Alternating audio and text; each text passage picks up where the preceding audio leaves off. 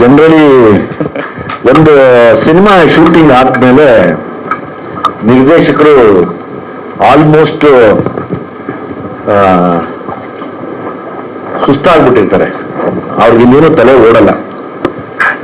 Shooting, ಎಲ್ಲಾರ್ದು performance ತೆಗಿಯೋದು, ಅದೆಲ್ಲ ಮುಗಿದ್ಮೇಲೆ ಹೆಂಗಾಗೋಗ್ಬಿಡುತ್ತೆ ಅಂದ್ರೆ ನಮ್ಮ ತಲೆ ಓಡ್ತಾನೆ ಇರಲ್ಲ.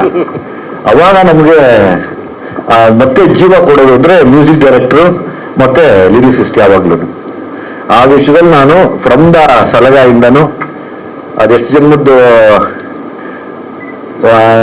ಸುಮ್ಮನೆ ಉತ್ಪ್ರೇಕ್ಷೆಗಳವೆಲ್ಲ ಮುಖಸ್ತುತಿಗಳವೆಲ್ಲ ನಿಮ್ಮಿಬ್ಬರಿಗೆ ಗೊತ್ತಿಲ್ಲ. ನಮ್ಮ ತಾಯಿ ಯಾವಾಗಲೂ ಆಶೀರ್ವಾದ ಮಾಡಿದ್ರು, ನೀವು ಒಳ್ಳೇದಾಗತ್ತೆ ಸುಮ್ಮನೆ ಇರು ಅಂತ. ಹಂಗೆ ಒಳ್ಳೇದಾಗತ್ತೆ ಅನ್ನೋದಕ್ಕೆ ನಮ್ಮ ತಾಯಿ ಆಶೀರ್ವಾದನೇ ಇವರಿಬ್ಬರು ನನಗೆ ಸಲಗಾಯಿಂದ ಕರ್ಕೊಂಡು ಬರ್ತಾ ಇರೋದು. ಸೊ ನಾವು ಚರಣ್ಗೆ ಮತ್ತೆ ನಾಗಾರ್ಜುನ ಶರ್ಮಾ ನಾನು ಯಾವಾಗಲೂ ನಿಮಗೆ ಚಿರಋಣಿ ಆಗಿರ್ತೀನಿ. ನಾವೇನೇ ಮಾಡಿದ್ರು ಚೆನ್ನಾಗಿ ಆಗ್ತಾ ಇದೆ ಅನ್ನೋಕ್ಕೆ ನೀವಿಬ್ಬರೇ ಮೇನ್ ಕಾರಣ. ಒಂದ್ಸರಿ ಶೂಟಿಂಗ್ ಮುಗಿದೈತೆ ನಮ್ಮ ಕತೆ, ತಲೆ ಓಡಲ್ಲ ನಮಗೆ, ಅಂದ್ರೆ ನಂಬಾಗ್ಬಿಟ್ಟಿರುತ್ತೆ, ಗೊತ್ತಾಗಲ್ಲ ಏನ್ ಮಾಡ್ಬೇಕು ಏನ್ ಬಿಡ್ಬೇಕು ಅಂತ. ಅವಾಗ ನಾವು ಹೇಳಿದಾಗ ಅದಕ್ಕೆ ಬದುಕನ್ನ ಕಟ್ಕೊಡ್ತೀರ ಮತ್ತೆ ಎಲ್ಲಾನು.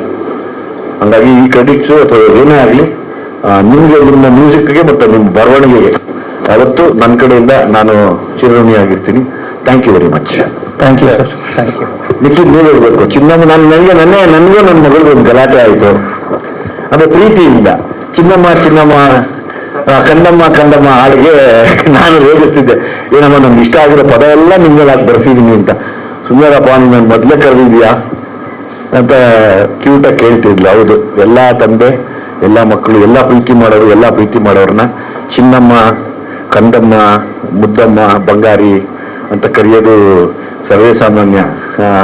ಅದನ್ನೇ ಬೇಸಾಗಿ ಇಟ್ಕೊಂಡು ಸಾಂಗ್ ಮಾಡೋಣ ಅಂತ ನಾಗಾರ್ಜುನ ಅವರು, ಚರಣ್ ಅವ್ರು ನಾವು ಕೂತು ಇದನ್ನ ಪ್ಲಾನ್ ಮಾಡಿದ್ದು. ಮಿಕ್ಕಿದ ತಾವು ಪ್ರಶ್ನೆ ಕೇಳಿದಾಗ ನಾವು ಉತ್ತರ ಕೊಡ್ತೀವಿ.